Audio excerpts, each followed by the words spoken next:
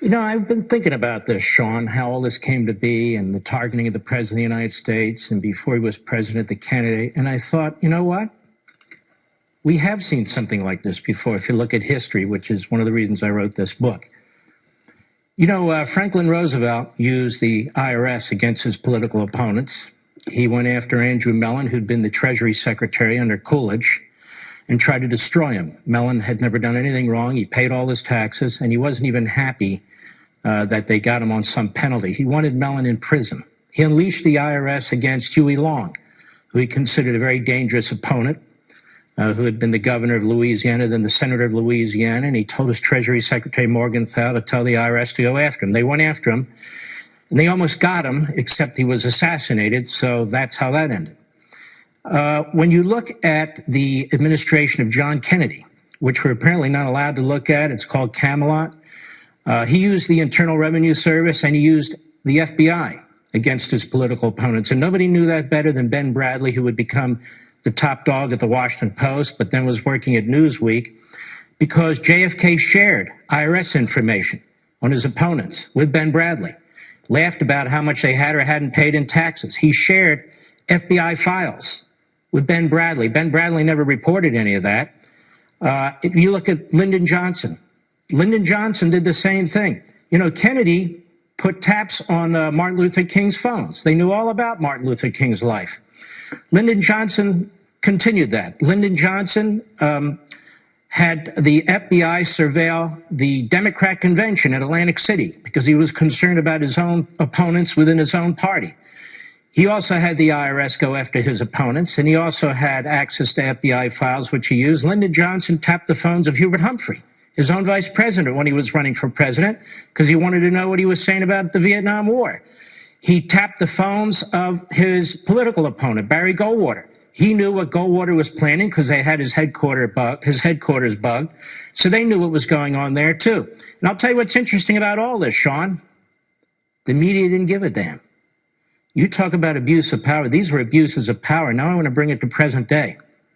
These are the practices of Democrat administrations. You might ask me, what about Nixon? Nixon did use the IRS. He picked up the practices of Lyndon Johnson and Kennedy. The media never went after Lyndon Johnson and Kennedy because they supported the Great Society and they were in love with Camelot. But Nixon they hated. So one of the impeachment charges against Nixon had to do with using the IRS. And of course, Nixon was thinking to himself, wait a minute, they did it before me. It didn't matter. Because the Washington Post, the same Washington Post, the same Ben Bradley who had access to certain internal revenue information and FBI files as a result of Kennedy, they went after him. But why am I bringing all this up? Barack Obama. The IRS was used to go after the Tea Party. They viewed the Tea Party as a threat. We have never gotten to the bottom of that. The White House was immune. The president's like the bubble man, that is Obama. We never got to the bottom of it. He dismissed it. The media generally dismissed it. We have Barack Obama unleashed this same FBI against a reporter for the New York Times who he thought was undermining his administration. They unleashed the FBI against James Rose, a reporter for Fox News who they felt was undermining the administration. They surveilled up to 20 Associated Press reporters.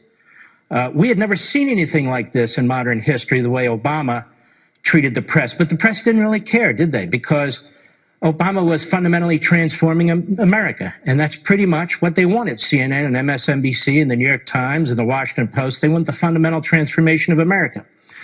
And now, of course, the House Democrats, they've learned a lot from their Democrat Party past. What are they going after? The president's taxes.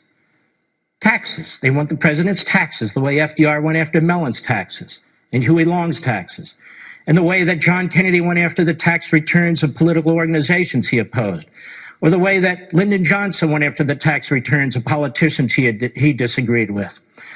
The Democrat Party has a long, sickening history of using the IRS and the FBI the way that the FBI and the Department of Justice was used against candidate Trump and now President Trump. And this is what I want to get to. The fact is, this all occurred in the Obama administration. It defies logic and reason to believe that the president of office with connections to the very operation that was doing that. No, these things don't just happen.